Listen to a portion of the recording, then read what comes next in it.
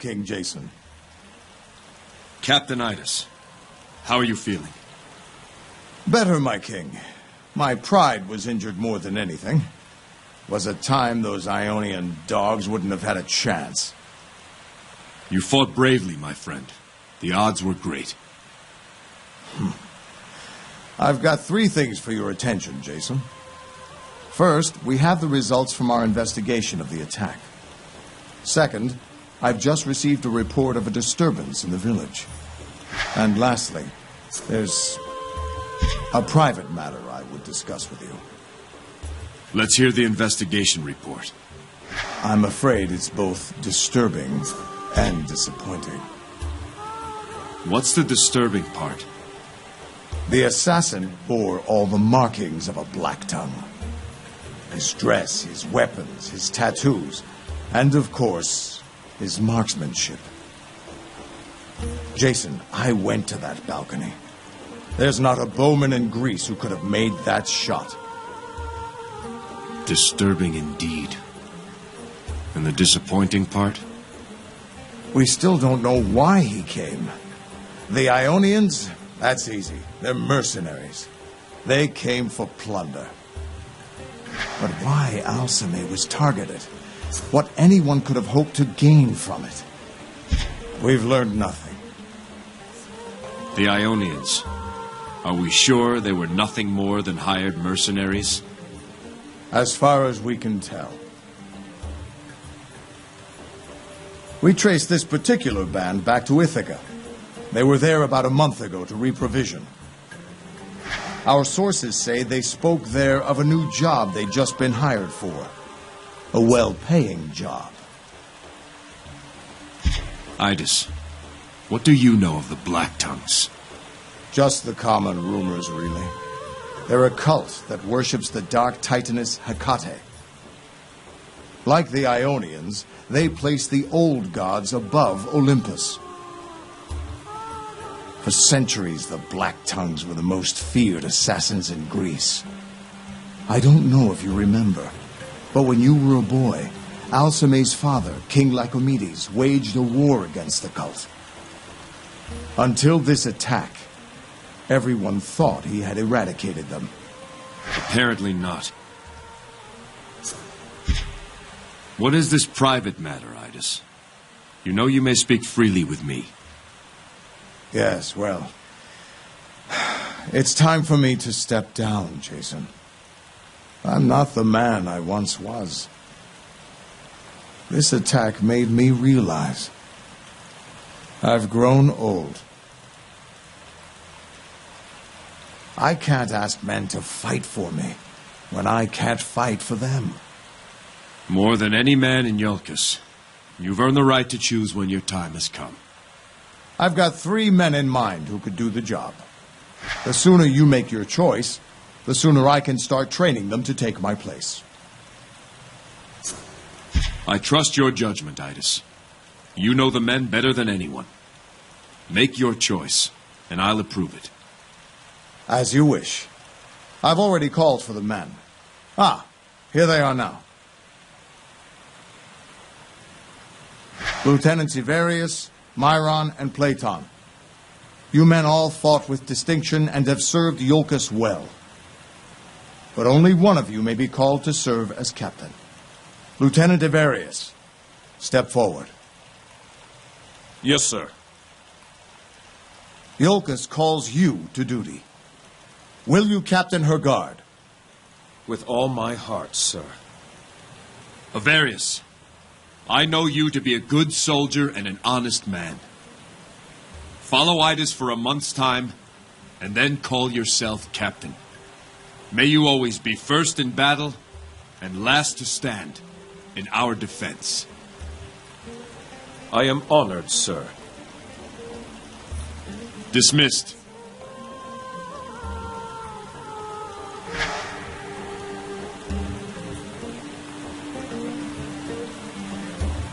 After a few months with you around all day, she may change her tune. I'd like to go tell her the news. Of course. Let's finish our business. Then you can go to the village. What is this report of trouble in the village? Apparently, Xeno of Thessaloniki has arrived on Iolcus. His brother Menander fell during the attack. Yes. I heard he was among the guests who were killed. As you can imagine, Xeno is none too pleased. Thessaloniki has never been a friendly neighbor. Those cheese-eaters have been jealous of Zeus's favor for as long as anyone can remember. I remember this Xeno. Loud, arrogant sort. Fancies himself a general. Aye. Well, he's down in the village shouting at anyone who will listen, demanding compensation for his brother. He's got a couple of men with him, and the guard who made the report says there was a witch with him as well.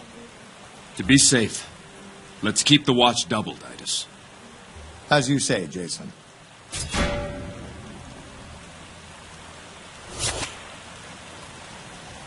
Nephew, what news? Nothing yet. There's a disturbance in the village I must see to. And I must still speak with Argos. When I have a moment, I will see what I can find about the location of Delphi.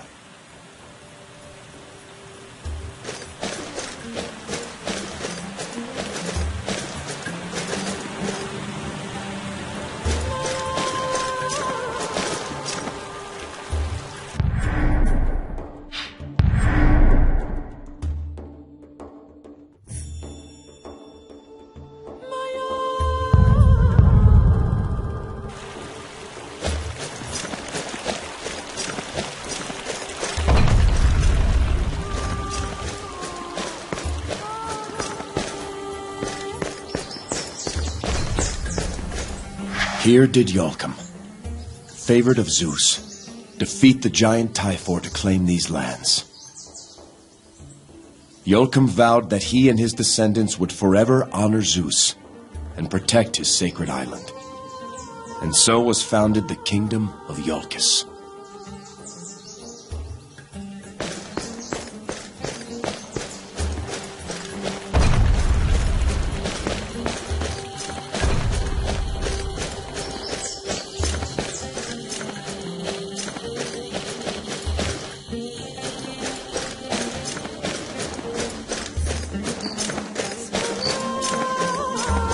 Your palace would be at home among the great houses of Athens or Mycenae.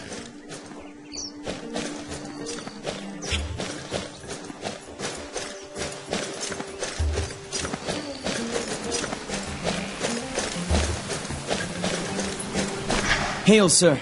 There's reports of trouble in the village. Some foreign warrior demanding to see you. I'll see to it. Thank you.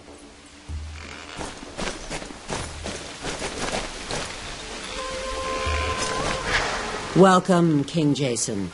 May the blessings of Apollo's light shine upon you.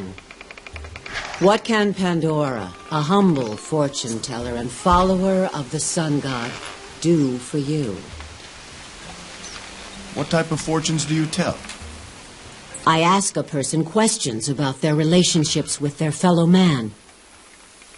Then I interpret their responses and align them with the constellations of the stars.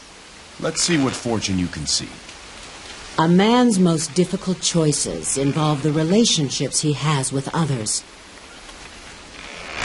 Which of these relationships shall we explore first? Duty to king and country. Let us speak of that. You are a scout in a king's army. A neighboring kingdom threatens your border. A fragile treaty keeps the peace, and you have orders to honor it. On patrol, you spot a soldier from the opposing kingdom hurriedly racing back to his side of the border. From where he was on your side, you see a scratched pattern on the ground, a signal for an invading force. What do you do?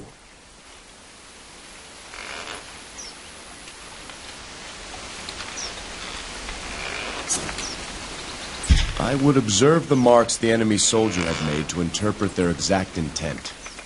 Only then would I decide my next course of action. Your answer is guided by the constellation Pygmalion, the sculptor. Of what shall we speak of next? Let's speak of my fellow men. You are a shepherd. You suspect a neighbor who is neither kin nor friend of opening your gate and grazing his flocks on your land. This shepherd's pastures lie between yours and the great forest. The wolves have been emerging from the forest in force this year and have claimed many of his flock. The wolves have spared your sheep while they grow fat on his. What do you do?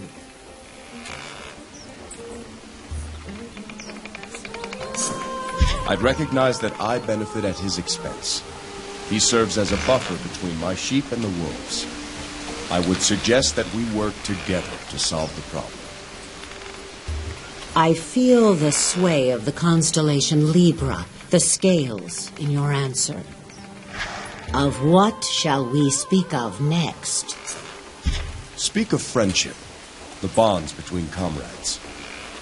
You are a poor guard, as is your closest friend. You learn that someone has stolen the devotional offerings from the local temple. You discover it was your friend who did this. His wife is very sick and requires medicine he cannot afford. He offers to split the money with you if you keep his secret. A large reward and a likely promotion await you if you arrest him. What do you do? I would let him keep all the money. He's my friend and he has need. The temple be damned. Here I sense the stars of the constellation Lupus, the wolf, in your response. Now we have only the matter of family to discuss. 2 suitors vie for your daughter's hand. One is a prince who will lift your entire family in stature and wealth, but your daughter doesn't love him. The other is a lowly farmer whose land is poor, but whose heart is rich with your daughter's love.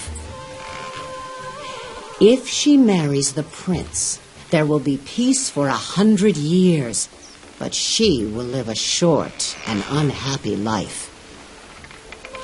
If she marries the farmer, she will live long and happily, but the land will be plunged into brutal warfare. To whom do you give your blessing? I would give my blessing to whomever my daughter chooses as her husband. I would trust in her judgment and support her happiness. In this matter, your answer aligns with the constellation Pygmalion, the sculptor. So, Pandora, what fortune do you read in my responses? In fulfilling your duties, you believe that reason and sound thinking must be the basis of all decisions. In society, the common good is the highest goal. You believe people should work together to solve their collective problems. The bonds of friendship run deep with you. For friends in need, there is nothing you wouldn't do. You would honor your family, and yet you would treat a stranger with equal respect and hospitality. Your dominant constellation is Pygmalion, the sculptor. Wherever your path leads, you will walk nobly and you will learn from your journey. Your choices have shed much light on the man who stands before me.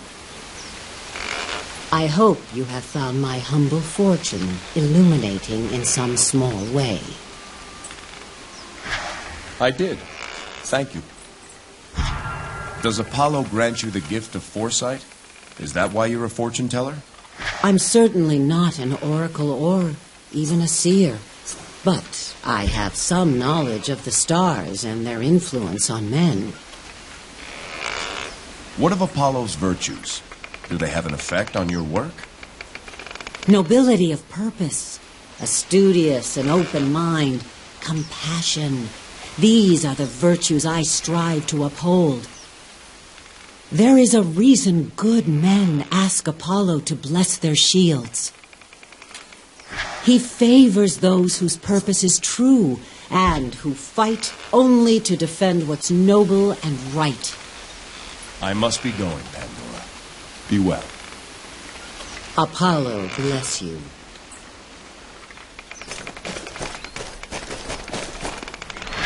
Again, Jason.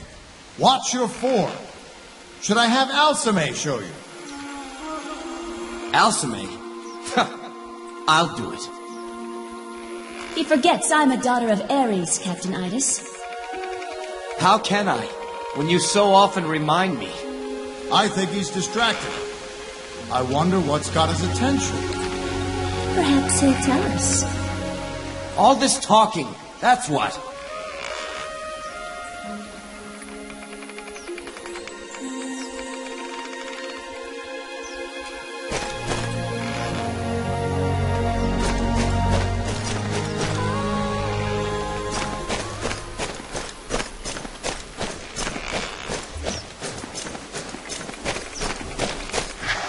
Here, Diaphanes, renowned architect, was shown by Apollo the temple and palace he was to build.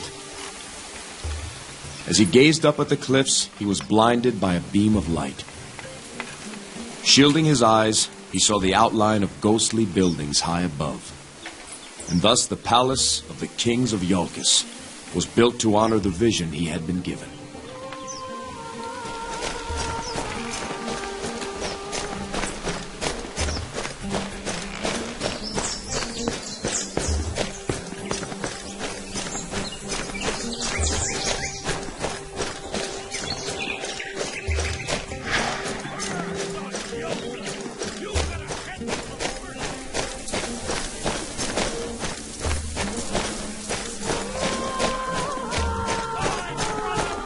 Here was born Amphinome, wife of King Trion.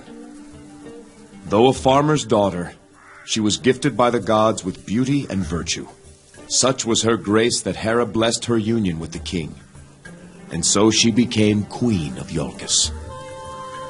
My mother, a fine queen indeed.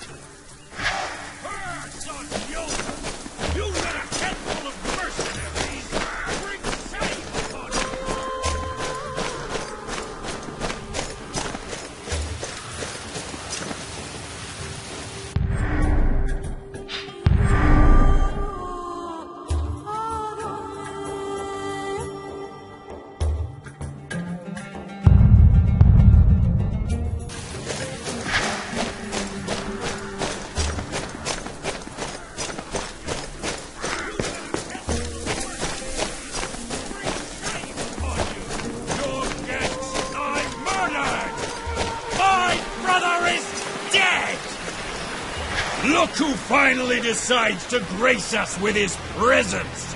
King Jason himself! It only took you all day! Watch yourself, Xeno. This isn't Thessaloniki. Don't I know it? On Thessaloniki, we wouldn't allow our guests to be murdered by some mercenary scum! I'm sorry for Menander's loss. May he find his way to Elysium. Not good enough! No, not by a long way, King of Iolcus. There must be compensation, tribute! Your lands here are rich. Your herds are fat. Clearly you've grown soft with Zeus's favor shining down upon you. Things are much different on the rocky soil of Thessaloniki. A hard life makes men tough. But you Iolcans wouldn't know about that.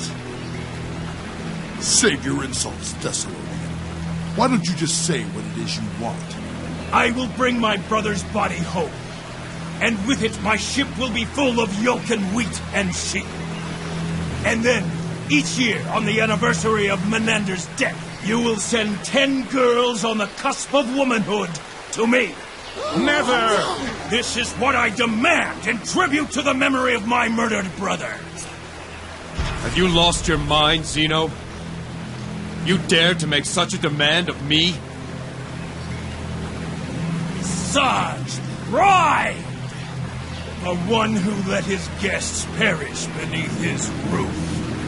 Begone! Back to Thessaloniki! I am not here to negotiate. If you refuse my demand, then my men and I will take our own revenge. You disgrace your brother's memory with this display. The lure of tribute brought him here. He doesn't care about his brother's memory.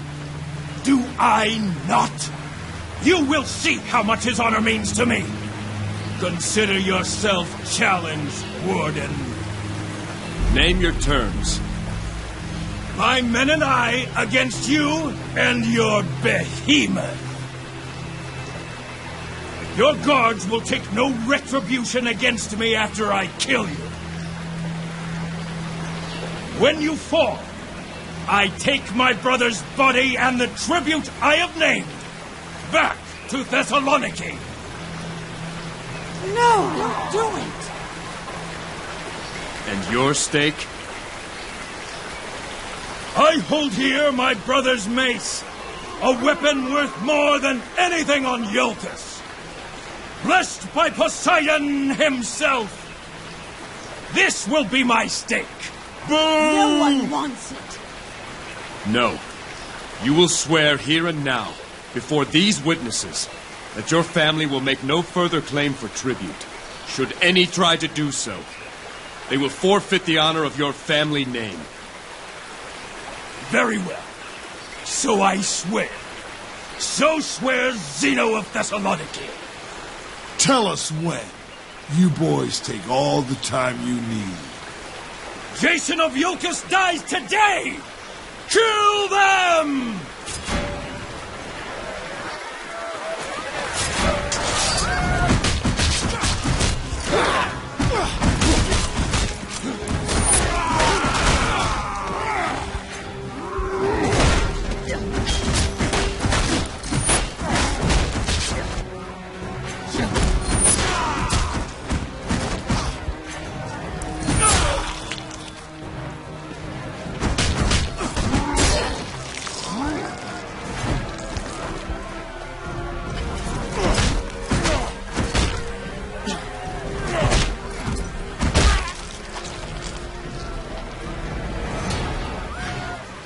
Finish it, you Yolkin dog!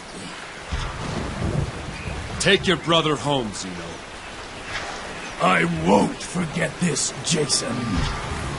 Leave the mace. What? Your stake. Do you forget? Bah!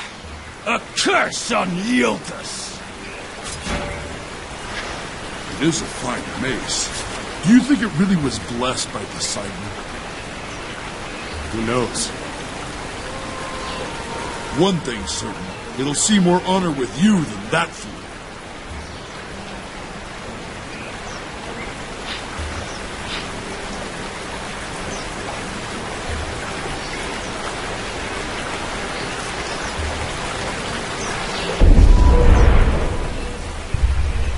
Be careful, King Jason. He had a witch with him earlier. She will still be around. A witch. You don't know that, Thaddeus. You should have seen her. Markings all over her body. And she was asking about the assassin.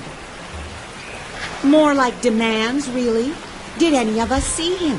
Where did he come from? She was very interested, all right. Where is she now? Did you see her leave? That we did. That Xeno man was yelling up a storm, and I saw her slink off. It was real strange. She had her ears perked like she was listening for something. Then, all of a sudden, she pricks up, and she was off like a bolt toward the Crypt of Kings. I heard her say under her breath, "I got you now," as she ran off. I swear on Olympus. And what she looked like? Strange. Foreign-like. No Yolkin woman would wear the dress she's wearing, I'll say that. And she's got these markings, tattoos and such all over.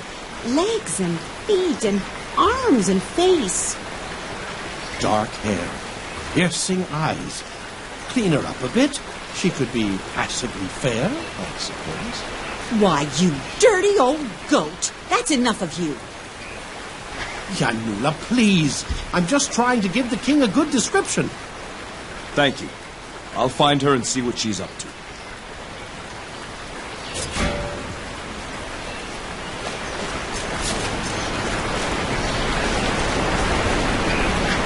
Here landed King Trion's spear, humbling the Athenian Colosseum. Drunk from the king's feast, the famed warrior boasted that no yoken man would match his throne. For the honor of his kingdom, King Trion took up his challenge. Great Athena lent Trion her skill, and he unleashed a throw so mighty that boastful Polyside was stricken mute with shame.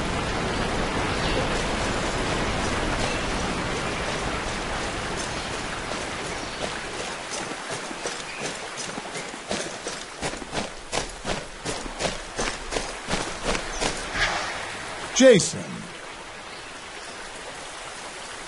Idas, how is village life suiting you? It's only been a few minutes, but so far I think I can get used to it. Get used to it? Is it that difficult? It's Elysium, Cypri. There, happy? I'll leave you two to your business. Come, children. So, what are you going to do without the guard? Farm. Farm? Farm what? Grapes or barley. Haven't decided yet. Barley practically grows itself, so I'd have more time to fish or hunt or just sit with my children. But grapes, now there's a challenge that could keep me occupied. Give me something to do with myself. You deserve to rest, Idas. Plant the barley. I'll see that grapes are sent to you. As my king commands, barley it is. Been a while since I've gone fishing. I hear you're leaving, Jason. Heading for Delphi. I'm going to bring her back, Idas. I pray you do. Here, Jason. I've given this a great deal of thought, and my sword. I want you to have it. Growing up, training, I used to marvel at this sword. I know you did. But remember, weapons are only as good as the men who wield them. This one, it's a good sword, and it served me well. But with you, I think it can become a great sword. I am honored, my friend.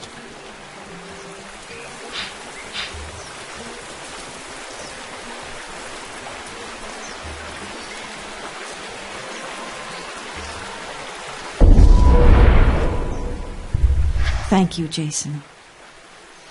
Keep him out of trouble, Cipriana. Keep him fed, Cipriana.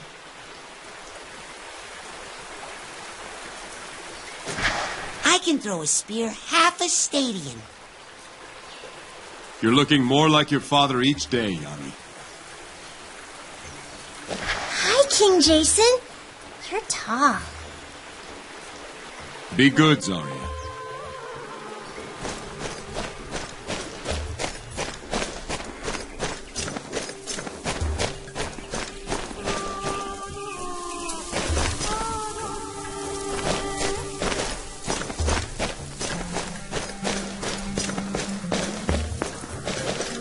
Thank you for dealing with that obnoxious man.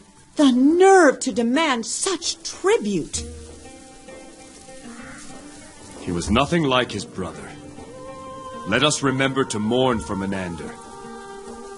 That we can do. There's been a lot of mourning here of late. Our neighbor Agatha lost her husband in the attack. He was a servant in the palace. Poor Agatha and her son Sinon. That boy's taking it very hard. Farewell. Hopefully there won't be any further distractions here.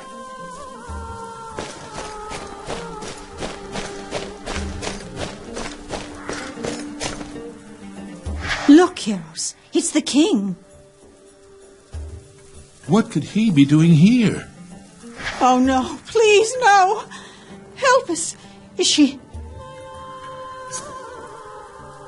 I'm sorry. Your daughter was seriously wounded, but she is mending. Oh, Hera, help me. This news will be the death of me. Steady, wife. He said she's recovering. When can we see her? Before I set sail, I'll leave instructions for her to come visit you.